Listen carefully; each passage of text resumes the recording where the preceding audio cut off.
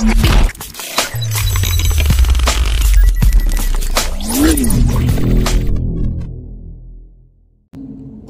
kita sangat akrab.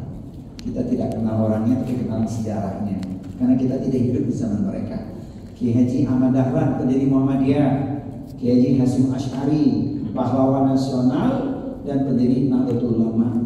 Kemudian setelah itu Buya Hamka. Siapa yang tidak kenal dengan sastra dan dakwah beliau yang luar biasa. Kemudian Kiai Haji Maimun Zubair. Kalau bapak sedang ke tanah suci, sedang ibadah umroh, jangan lewatkan untuk ziarah ke maklah di makam Kiai Maimun Zubair. Tapi buat ibu-ibu nggak bisa ya, buat bapak-bapak saja. Dan banyak makam-makam orang soleh di sana. Kiai Al-Bantani, Nawawi Al-Bantani, dan masih banyak lain yang masya Allah luar biasa. Ada nilai tersendiri secara spiritual, menjadi inspirasi bagi kita dan berpahala kita mendoakan mereka. Masya Allah. Siapa yang tidak kenal dengan Syekh Ali Jabir, wafat di usia belum sampai kepala 5 saat COVID waktu itu ya. Kita sudah sering mendengar nasihat-nasihat beliau kan. Ambil pesan spiritual yang pernah beliau torehkan, termasuk dakwah beliau. Kemudian saya tidak akan panjang cerita dengan dua tokoh ini yang kita sangat akrab juga ya. Keduanya ini meninggal ketika sedang berdakwah. Ustaz Insan S. Moko Ginta ini berpulang di bulan Ramadan di BSD ketika sedang dakwah waktu itu. Usai menyampaikan ceramah, beliau sholat fardu, kemudian dia berpulang. Kemudian Ustaz Yahya Waloni ini mantan pendeta meninggal saat khutbah Jumat. Di khutbah yang kedua hari Jumat Idul Adha, bulan haram pula, dalam keadaan suci pula. Kita tidak bisa pesan, ya Allah wafatkan dalam kondisi begini, tidak bisa. Kita cuma bisa mohon kepada Allah. Maka jangan lupa doa yang tidak asing lagi, Allahumma inni as'aluka husnal khotimah. Ini panjang kisahnya. Tahun 2007 saya sempat bertemu dengan beliau ini, Ustaz Yahya Waloni. Belum viral nama beliau waktu itu saat saya menyampaikan kajian di PRJ. Waktu itu beliau masih jual buku menyampaikan dakwah beliau lewat tulisan beliau. Kelas 8 tokoh Syahid Palestina, tentu kita sangat akrab. Paling kiri bawah, sebelah kiri bawah Yasser Arafat, kanan bawah Ismail Haniyeh. Semuanya syahid, masya Allah. Saya tambahkan lagi lah yang tengah terjadi hari ini, genosida di Gaza. Foto anak-anak yang syahid akibat agresi Israel baru di Gaza dan masih terus berlangsung. Maka kita harus menunjukkan sikap, uluran tangan, donasi semampu kita dan dengan doa. Semoga Allah menangkan perjuangan saudara kita di Palestina. Amin ya rabbal alamin. Allah mansur ikhwanana mujahidin fi Filistin. Inilah pengantar dari kajian kita. Sisa waktunya mari kita ambil pesan berikut ini. Jamaah sekalian, pecinta ilmu perindu surga, kematian bagi orang beriman adalah rahmat. Yang disebutkan dalam hadis Ahmad dan Hakim, sesungguhnya ruh orang mukmin itu keluar saat wafat seperti tetesan air dari mulut kendi, dingin sejuk. Kemudian ketika kita baca firman Allah di surat An-Nazi'at surat 79 ayat yang ketiga, disebutkan malaikat mencabut nyawa dengan lembut. Wan nasyitati nashta, dan demi malaikat yang mencabut nyawa dengan lemah lembut. Penjelasannya, anasyitat artinya adalah asal kata nashta yang berarti melepaskan ikatan dengan lembut. Maksudnya adalah malaikat yang mencabut nyawa orang beriman dengan penuh kelembutan, kemudahan. Yang digambarkan oleh para ulama kita seperti rambut dicabut dari tepung yang tidak menggeser tepungnya sama sekali. Sementara orang kafir, orang fajir, orang munafik, orang yang ingkar, dicabut nyawanya dengan mengerikan, yang digambarkan pohon berduri dibungkus dengan kain sutra, kemudian ditarik sekencang-kencangnya. Bayangkan, mengerikan. Kita pengen saat wafat nanti dicabut nyawa dengan kelembutan. Amin ya rabbal alamin. Karena maut itu pasti tiba. Kita hanya mohon pada Allah ya, diberikan umur yang berkah, punya kesempatan untuk mempersiapkan amal bekal yang terindah, yaitu bekal takwa tentunya. Kelas. Jadi kalau ada pertanyaan, apa sih tanda-tandanya orang-orang yang berpulang ke rahmatullah dengan tanda husnul khatimah, meninggal dalam keadaan baik? Ini tanda-tandanya, pertama, mengucap kalimat la ilaha illallah saat akan wafat. Hadisnya Nabi mengatakan dalam riwayat Abu Dawud dan Ahmad, man akhiru kalami la ilaha illallah dakhala jannah. Barang siapa akhir ucapannya adalah la ilaha illallah, maka dia akan masuk surga. Kita tidak tahu, maka ada potensi besar seseorang berpulang ke rahmatullah di atas kebiasaan baiknya. Saya ulangi, seseorang bisa berpulang ke rahmatullah di atas kebiasaan baiknya, yaitu ketika kita berzikir, kita akrab dengan zikrullah. Afdalul dzikri fa'lam annahu la ilaha illallah. Lidah kita basi dengan zikrullah.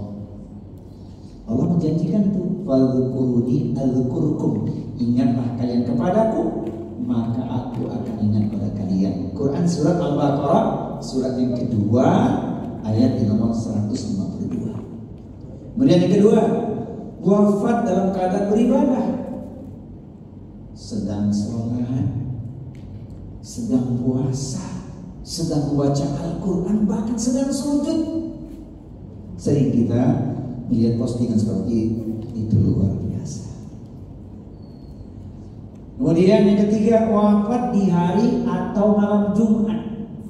Hari Jumat atau malam Jumat. Nabi bersabda, tidaklah seorang muslim meninggal dunia pada hari Jumat atau malam Jumat kecuali Allah lindungi dari fitnah kubur. Hadis riwayat Ahmad.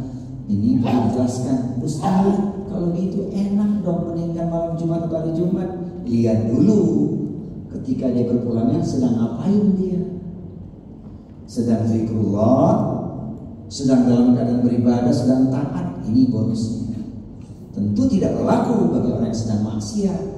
Dan saya pernah menyampaikan dulu ada kisah yang menarik dalam sebuah hadis diceritakan. Inna rajula la ya'malu zamanat tawil bi amalin ahlil jannah summa yuhtamu lahu amaluhu bi amalin ahlin nar. Dahulu ada seorang melakukan perbuatan orang-orang di surga, seolah surga tinggal sejengkal di hadapannya. Apa yang terjadi? Dalam akhir hayatnya dia iseng-iseng bermaksiat. Ketika sedang melakukan perbuatan dosa, maut merebutnya, meninggal dia dengan gelar su'ul khotimah. Itu yang harus kita waspadai. Kita juga sering ya melihat postingan, orangnya ibadahnya luar biasa tapi meninggalnya mengerikan, menakutkan di tempat maksiat. Nah ini pelajarannya. Tapi Nabi juga kasih berita gembira. Wa inna rajula la ya'malu zamanat tawil bi amalin ahlin nar summa yuhtamu lahu amalu bi amalin ahlil jannah. Sebaliknya dahulu ada juga seorang yang ahli maksiat. Dia melakukan perbuatan orang-orang ahli neraka. Dosanya setinggi gunung sedalam lautan. Namun jelang akhir hayatnya dia mendapat hidayah, bertobat kepada Allah, hijrah. Belum sampai tempat hijrahnya dia capai, maut sudah merebutnya. Malaikat mengukur jaraknya dekat dengan tempat hijrahnya. Gelar untuknya husnul khotimah. Pelajarannya Bapak Ibu sekalian, teman-teman yang saya cintai karena Allah, ada orang yang awalnya baik, akhirnya buruk. Tapi ada orang yang awalnya buruk, akhirnya baik atau husnul khotimah. Pilih mana kira-kira? Awal baik, akhir buruk, atau awal buruk, akhir baik? Pilih mana Pak? Awal baik, akhir baik. Tapi ingat, kau yang berjanji, kau yang menepati, jangan mengingkari. Kau yang berjanji, kau yang menepati, insya Allah. Panas. Kemudian yang keempat, wafat karena penyakit tertentu. Boleh jadi meninggal karena wabah penyakit, macam-macam bentuk sakitnya. Cuman dia tetap ibadah, bukan sakit nggak ada sebab dia nggak ibadah. Meninggal tenggelam, terbakar. Terbakarnya ketika sedang dalam keadaan ibadah. Kejadian dahsyat kan waktu tsunami. Tapi bagaimana akhir hayatnya? Sedang ngapain dia waktu gelombang tsunami menimpa mereka?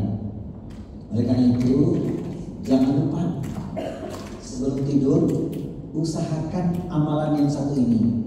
Pastikan kita sebelum tidur punya wudhu, berwudhulah sebelum tidur. Kemudian baca ayat-ayat tertentu, Qul Falaq, Anas, ayat kursi, dan 2 ayat terakhir Al-Baqarah sebagai perlindungan. Sebab kita tidak tahu, jangan-jangan tidur terakhir tapi kita dalam keadaan suci. Masya Allah.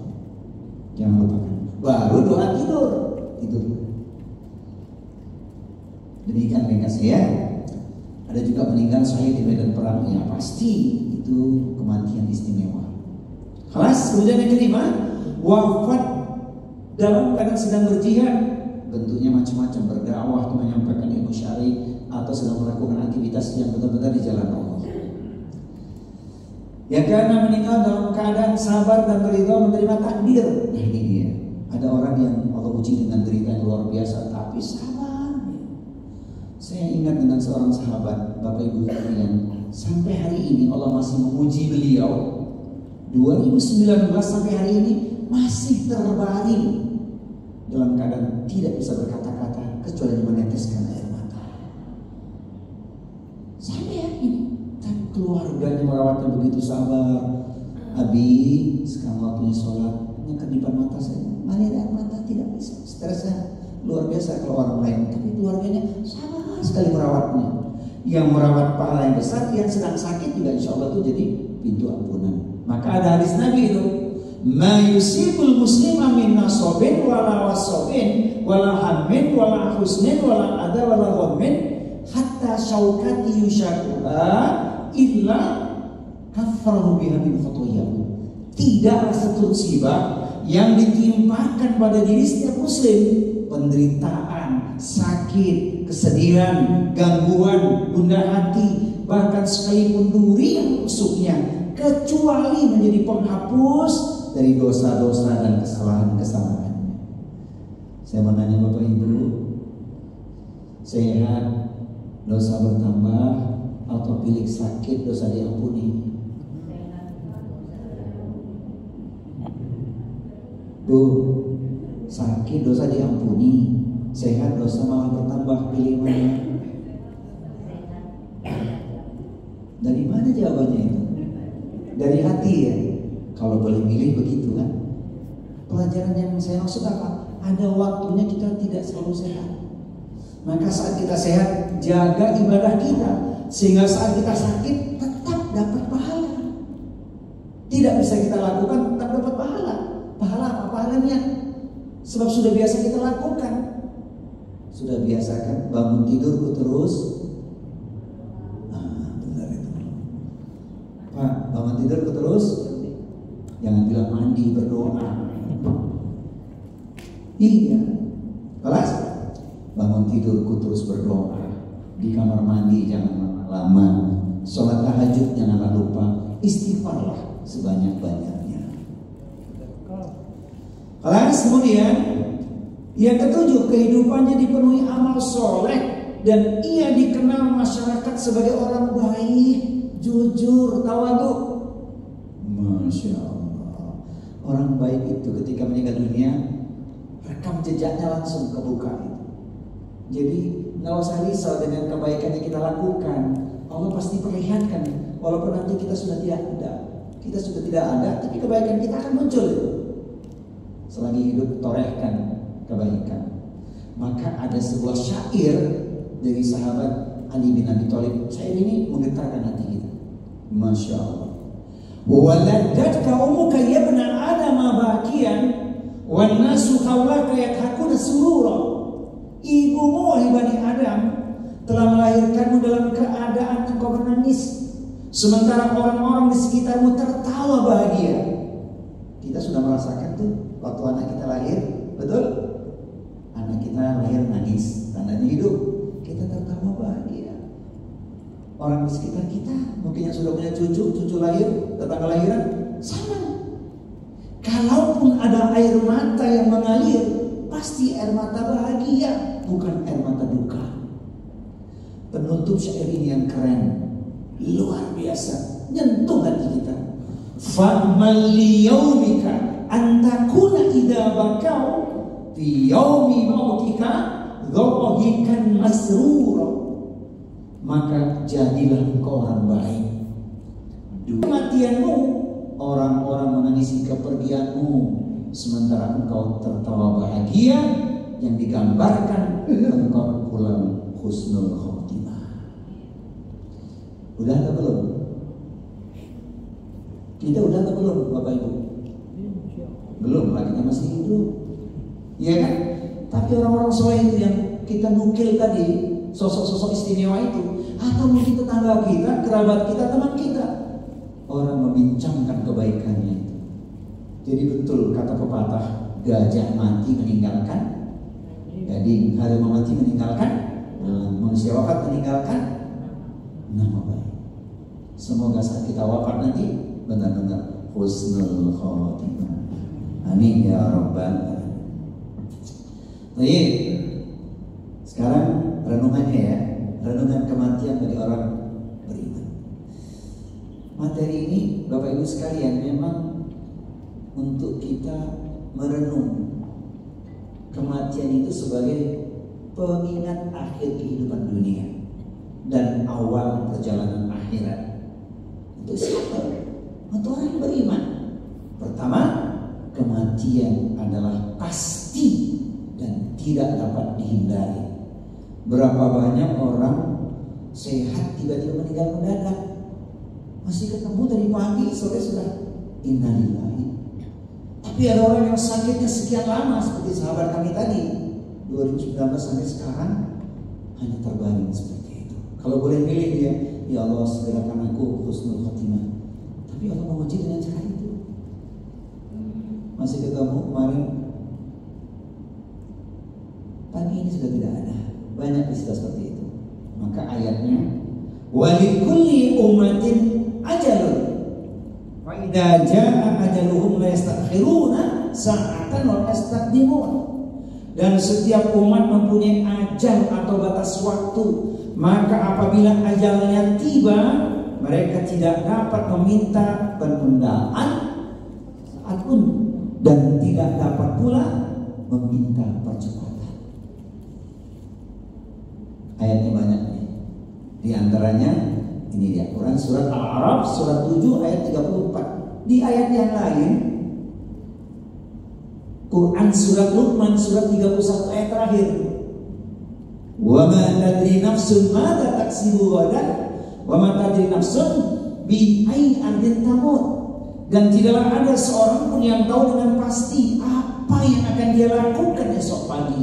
Tak pula ada seorang pun yang tahu di bumi mana dia akan mati. Jadi misteri terakhir itu kematian itu. Alas. Yang kedua, kematian adalah gerbang menuju akhirat. Orang beriman menyambutnya dengan persiapan, bukan ketakutan. Inilah pesan penting untuk kita renungkan, yaitu Quran surat Fussilat surat 41 ayat 30. Orang beriman saat wafat nanti, malaikat membersamainya, mengucapkan kalimat ini, innal ladzina qalu rabbuna Allah tsumma istaqamu tatanazzalu alaihimul malaika alla takhafu wa la tahzanu wa abshiru bil jannati allati kuntum tu'adun. Ini orang beriman waktu sakaratul maut, apa yang terjadi? Orang beriman menyebutnya dengan persiapan, yaitu apa? Istiqamah. Sesungguhnya orang-orang yang mengatakan Rabb kami adalah Allah, kemudian mereka tetap istiqamah akan turun malaikat kepada mereka pada saat kematian. Jangan kamu takut dan jangan bersedih hati, telah dipersiapkan untukmu surga. Ini sekali lagi renungan buat kita, karena istiqomah, teguh pendirian, komitmen, kontinu dengan amalan yang dilakukan. Masya Allah. Kelas. Kemudian manfaat merenungkan kematian. Pertama, mendorong untuk taubat dan memperbaiki diri. Kita sadar banyak dosa, banyak khilaf, banyak salah. Ya kita hendaknya bertobat. Ini kan momentum Muharram ya. Muharram itu langkah awalnya adalah muhasabah dan bertobat. Sebab jangan sampai berganti tahun tidak menjadi perubahan buat kita. Jadi kalau ingin ditulis dalam sebuah syair ya, ini karena temanya bukan tema Muharram, saya sampaikan syairnya saja. Hijrah bukan sekedar berpindah, namun siap untuk berubah. Jika ibadah kita istiqomah, insya Allah hidup kita semakin berkah. Saya riwayat Anwar Zufri. Ini ngomongin Muharram, saya ini banyak, nanti kita habis waktu. Klik saja channel saya Anwar Zufri, subscribe channelnya. Kelas. Kemudian dikatakan beruntunglah orang yang bertobat. Di ayat lain perlu saya sampaikan, karena tobat ini keren. Tobat itu pintu segala kebaikan yang Allah katakan hidupnya akan dirubah menjadi lebih baik. Di Quran surat Al-Furqan. Nah, tolong Pak Jan dibuka Qurannya surat Al-Furqan sambil saya menikmati segelas kopi sebentar. Quran surat Al-Furqan surat yang ke-25 ayat 70. Inilah inspirasi taubat kita itu. Kalau kita bertobat, hidup kita akan dirubah oleh Allah. A'udzu billahi samii'il 'aliim minasyaitonir rajiim. Illa man taaba wa amana wa 'amila 'amalan shalihan fa ulaika yubaddilullahu sayyi'atihim hasanat wa kana Allahu ghafurur rahim. Terjemahannya silakan. Kecuali orang-orang yang bertobat dan beriman dan mengerjakan kebajikan, maka kejahatan mereka diganti Allah dengan kebaikan. Allah Maha Pengampun, Maha Penyayang. Ya. Saudara sekalian, pecinta ilmu lah ayat yang menginspirasi kita, mendorong kita untuk sadar diri bahwa hidup ini singkat. Hidup di dunia sangatlah singkat. Jangan sampai kita terlambat. Sekarang waktunya untuk bertaubat. Jangan tunggu hingga. Lanjutkan saya. Hidup di dunia sangatlah singkat. Jangan sampai kita terlambat. Sekarang waktunya untuk bertaubat. Jangan tunggu hingga sekarang. Paling dekat sekarang dulu. Kapan kiamat? Antum tahu kapan kiamat? Tahu. Kapan? Tak tahu kan? Sekarang yang paling dekat tuh, maka bertobat. Kemudian yang kedua, dengan kita merenungkan kematian, menjaga hati dari keras dan lalai. Perhatikan hadis ini keren banget nih. Langsung ya, saya bacakan artinya.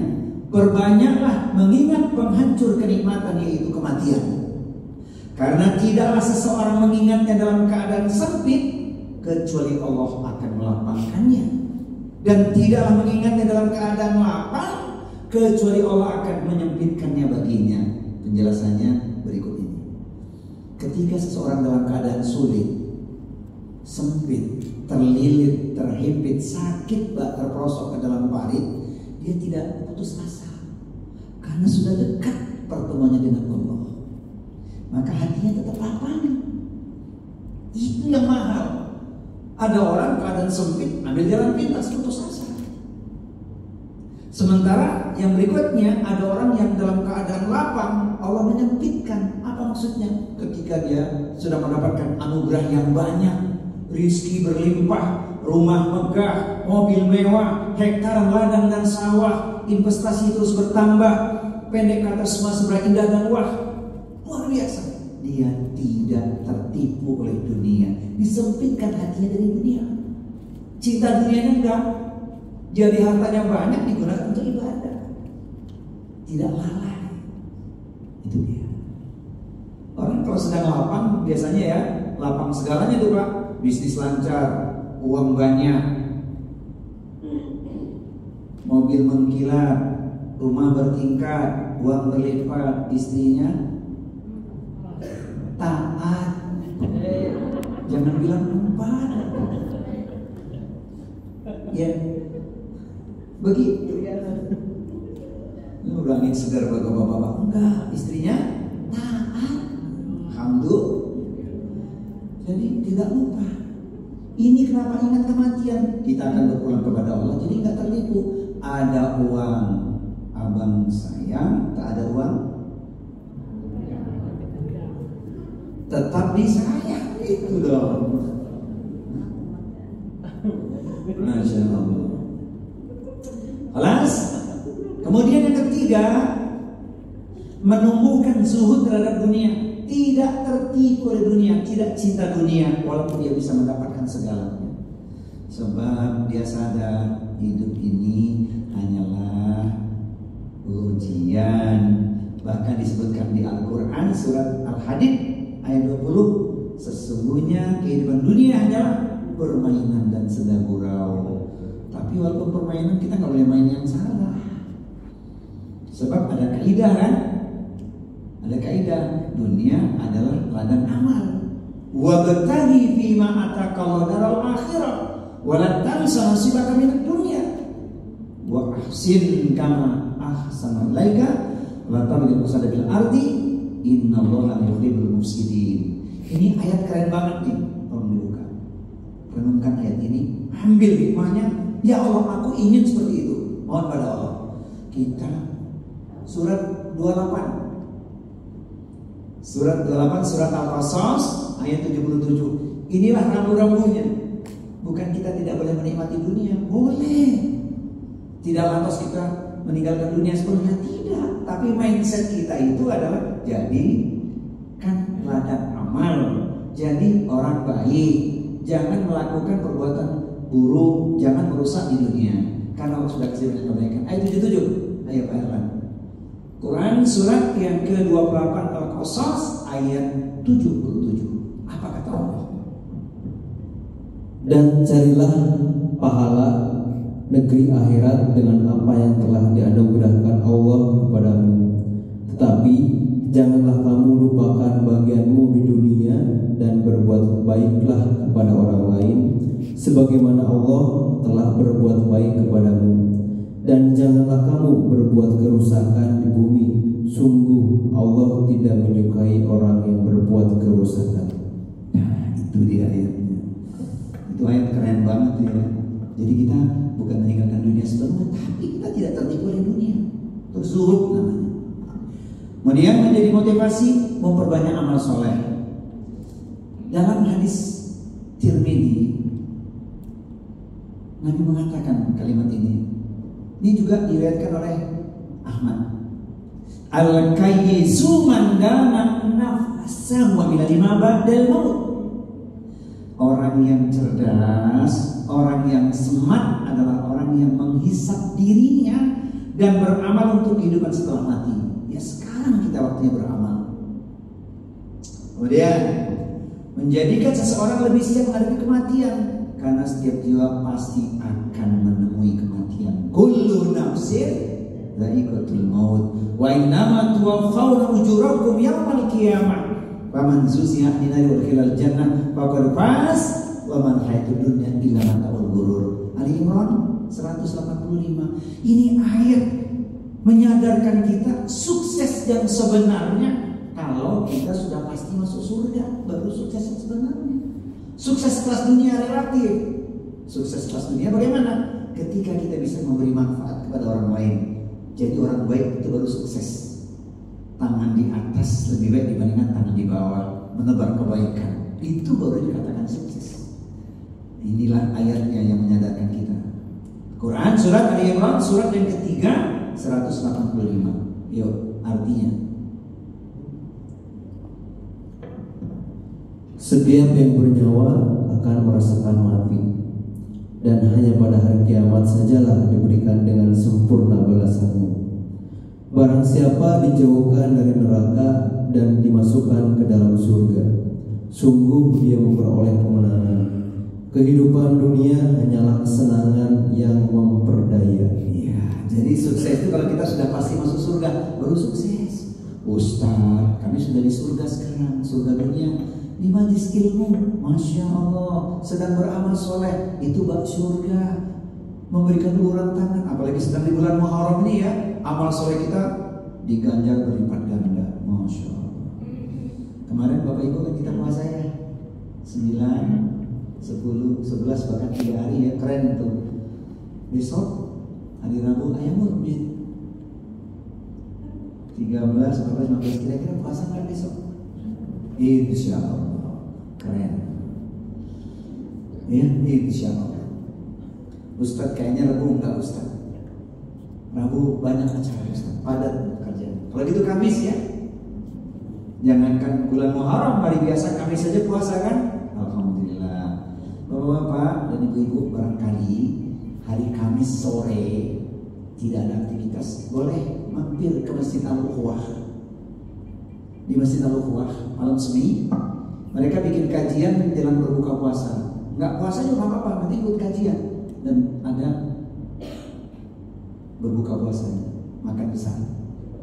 Masjid Al-Ukhuwah. Pas Kamis besok jadwal saya, temanya hijrah, solusi menghadapi keterpurukan hidup.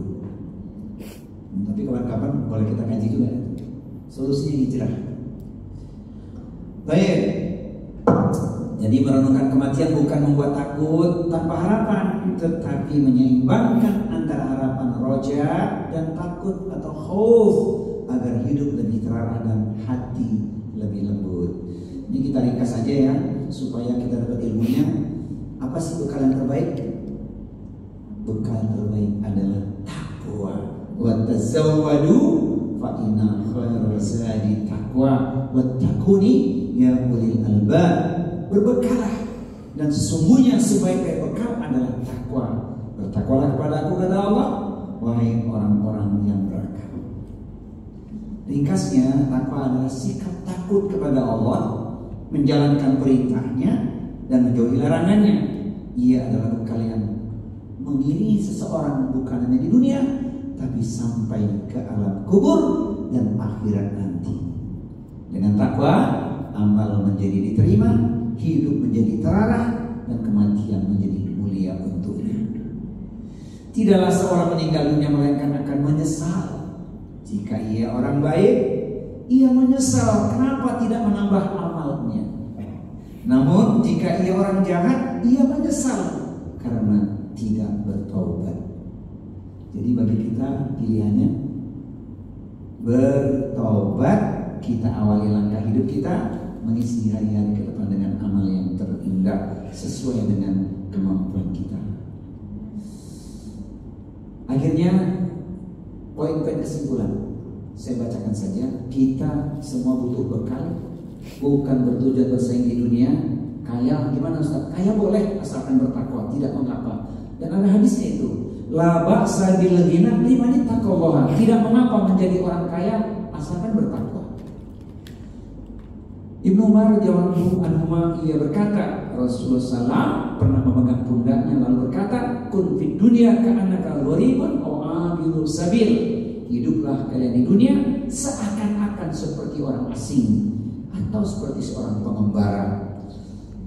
Ketika kita berjalan letih, capek, ada sebuah pohon rindang, kemudian kita berteduh di bawahnya. Angin bertiup sepoi-sepoi, kantuk menyerang. Sejenak kita tertidur di bawah pohon itu. Namun ketika matahari semakin tinggi menyengat kepala kita, terbangun kita dari tidur. Tak mungkin kita tetap duduk di bawah pohon, tapi kita lanjutkan perjalanan. Itulah sebenarnya hidup kita. kita cuma seorang asing atau pengembara. Yang diperlukan apa? Bekal. Tidak mungkin orang asing berjalan tidak ada bekal. Bekalnya apa? Lagi-lagi takwa. Ya, ini ya. Takwa adalah bekal utama menuju kematian yang husnul khotimah dan menyelamatkan diri kita di akhirat. Maka perbanyaklah amal, bersihkan hati, menjaga keikhlasan dan terus belajar untuk menjadi orang bertakwa. Renungan kematian sekali lagi bukan untuk menakut-nakuti, tapi untuk melembutkan hati dan memperkuat iman agar kita siap pulang dengan husnul khotimah. Ini doanya jangan lupa, sujud terakhir. Allahumma inni as'aluka husnul khotimah. Ya Allah, aku mohon husnul khotimah. Yang kedua, Allah merzuqni taubatan nasuha qabla al-maut. Ya Allah, berilah aku rezeki taubat nasuha sebelum wafat. Yang ketiga, Allahumma ya muqallibal qulub tsabbit qalbi ala dinik. Ya Rabb, ya Tuhanku, Engkau yang membolak-balikkan hatiku, tetapkan hatiku kepada agama. Ya, inilah doa penutup. Boleh di-share, boleh diamalkan doa ini, silakan. Karena doa ini penting. Doa yang kita dawamkan semoga menjadi kemudahan buat kita mengamalkannya. Teman-teman semua, mari kita baca yuk. Allahumma inni a'udzubika min munkaratil akhlaqi wal a'mali wal ahwa'i. Ya Allah, aku berlindung kepadamu dari akhlak, amal, dan hawa nafsu yang mungkar. Semoga asbab doa ini kita tidak terbelenggu oleh hawa nafsu, tapi kita beramal dengan keikhlasan, kemudahan, insya Allah. Silakan amalkan doa ini, silakan di-share. Semoga memberi manfaat untuk orang lain juga, khususnya keluarga kita, insya Allah. Baik teman-teman sekalian, semoga Allah menjadikan kita sebagai orang yang baik, ahlul khair. Amin ya rabbal alamin. Jika pisau lukai jari, banyak obat penghilang nyeri. Namun jika lidah lukai hati, hendak kemana obat dicari. Kita jumpa insya Allah di lain kesempatan dan gelombang yang belum pasti.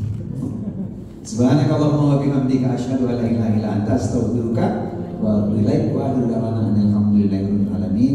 Mohon maaf lahir dan batin. Wassalamualaikum warahmatullahi wabarakatuh.